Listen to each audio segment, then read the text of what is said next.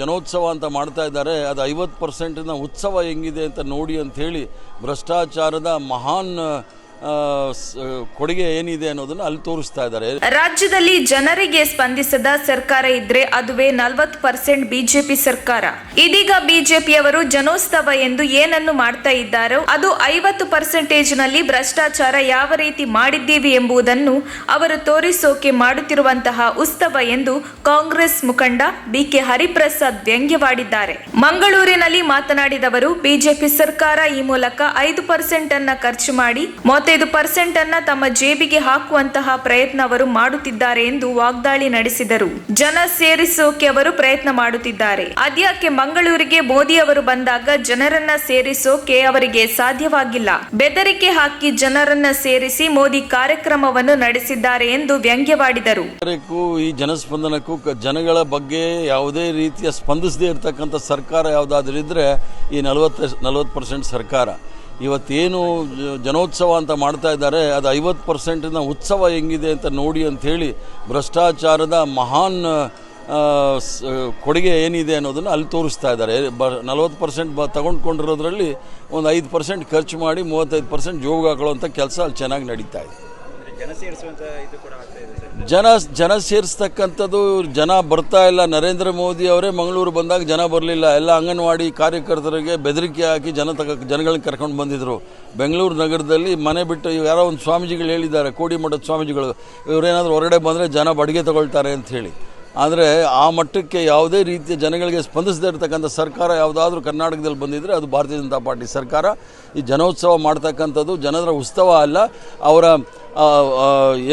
ಸಂಕಷ್ಟಗಳನ್ನು ಮೈ ಮರೆತು ಅದನ್ನು ವೈಭವೀಕರಿಸ್ತಾ ಇದ್ದಾರೆ. ಇದೊಂದು ವಿಕೃತ ಮನೋಭಾವದ ಸರ್ಕಾರ ಅಂತ ಹೇಳಿದ್ರೆ ತಪ್ಪಾಗಲಾರದು. ಬಳಿಕ ದಕ್ಷಿಣ ಕನ್ನಡ ಜಿಲ್ಲಾ ಕಾಂಗ್ರೆಸ್ ಹಿಂದುಳಿದ ವರ್ಗಗಳ ಘಟಕದ ವತಿಯಿಂದ ನಮ್ಮ ನಡೆ ಬ್ರಹ್ಮಶ್ರೀ ನಾರಾಯಣ ಗುರುಗಳ ತತ್ವದೆಡೆಗೆ ಎಂಬ ಘೋಷವಾಕ್ಯದೊಂದಿಗೆ ಹಮ್ಮಿಕೊಳ್ಳಲಾಗಿರುವ ಗುರು ಸಂದೇಶ ಯಾತ್ರೆಗೆ ಕಾಂಗ್ರೆಸ್ ಮುಖಂಡ ಬಿಕೆ ಹರಿಪ್ರಸಾದ್ ಚಾಲನೆ ನೀಡಿದರು.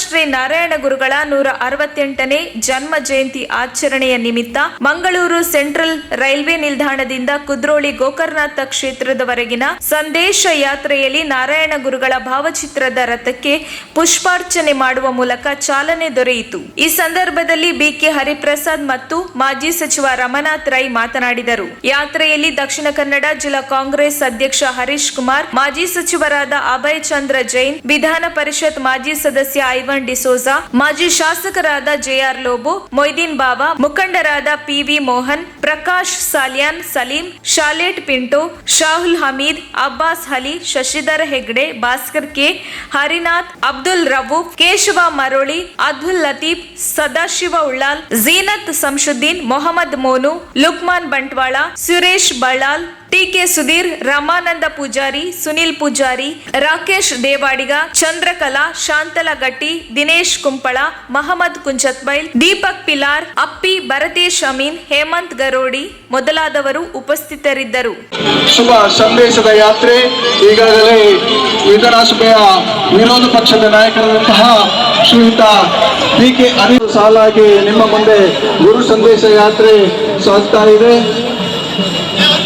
ಬ್ರಹ್ಮಶ್ರೀ ನಾರಾಯಣ ಗುರುವಿನ ಈ ಒಂದು ಯಾತ್ರೆಯನ್ನು ಬಹಳ ಸಂಘಟಿಸಿಕೊಂಡಂತಹ ಎಲ್ಲ ಮುಂದೆ ಸಾಗ್ತಾ ಇದೆ ಗುರು ಸಂದೇಶ ಯಾತ್ರೆ.